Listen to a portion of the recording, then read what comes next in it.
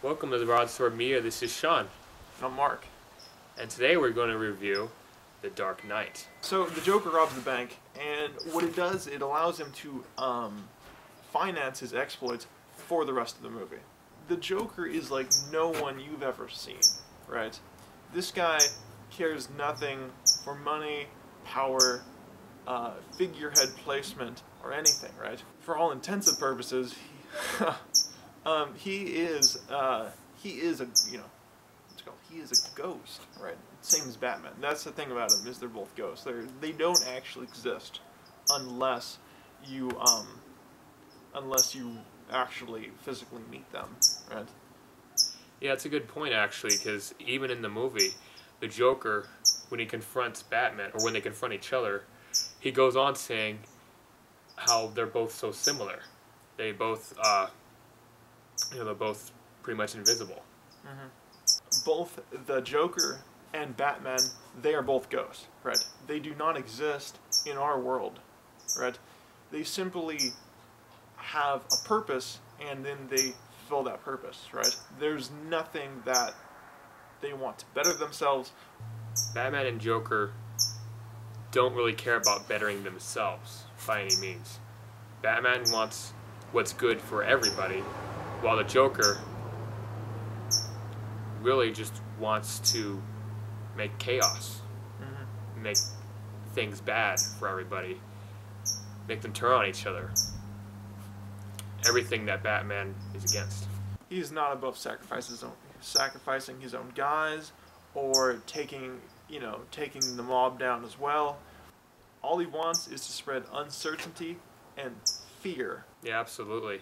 I'm one of the most memorable parts I can think of in the movie. I mean, there's tons of memorable parts, but one of the most things I remember the most is when the Joker was with the mob. They got that stack of cash, and Joker's like, just burns it, and was all just going on about how the mob only cares about money, and he's like, nope, being a criminal is about sending a message, and essentially just spreading fear.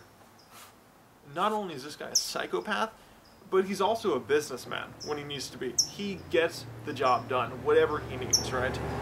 He kills people, and then he goes to the mob, and he's like, okay, check this out, guys. We have a problem. I can fix it. You know, this is what I need from you.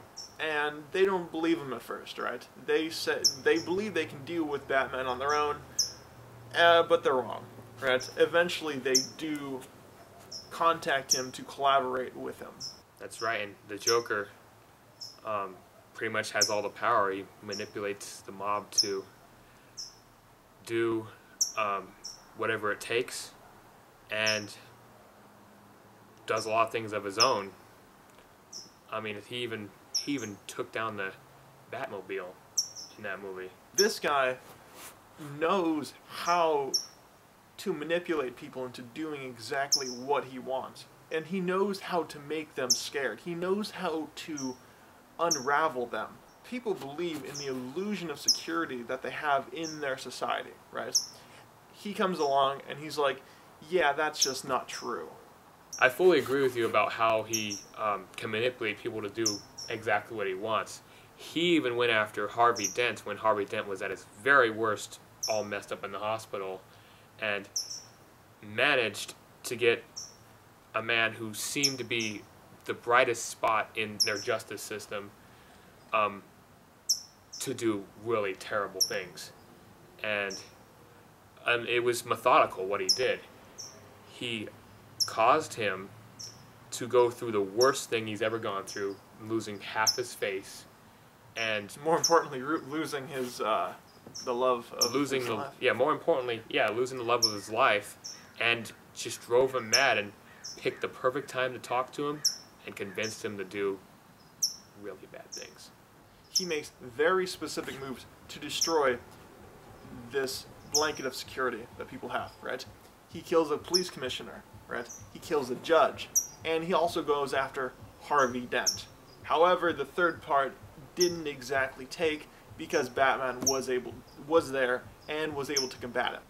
The most dangerous thing about him is, being that he is not after power, you have no idea what he's going to do next, right? No idea where he's going to strike. All he wants to do is encase fear into Gotham.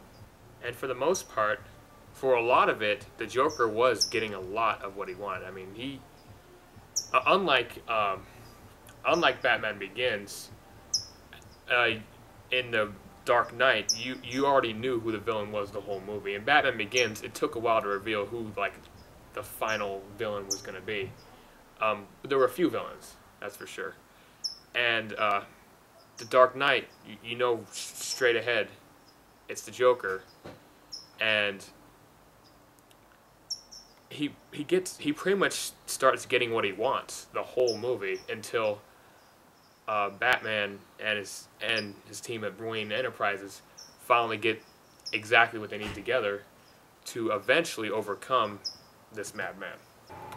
You must be wondering why all of a sudden it's so sunny out, but that's because we love this movie so much that the environment around us is reflected upon our love for this movie. Heaven has opened.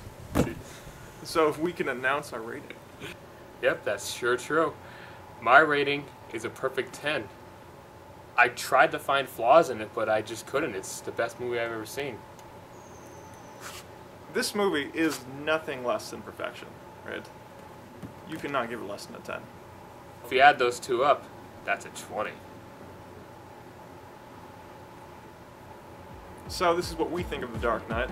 What is your favorite Batman movie? Like, comment, subscribe. Yeah, and look forward to Dark Knight Rises coming out tomorrow. BroadswordMedia signing off.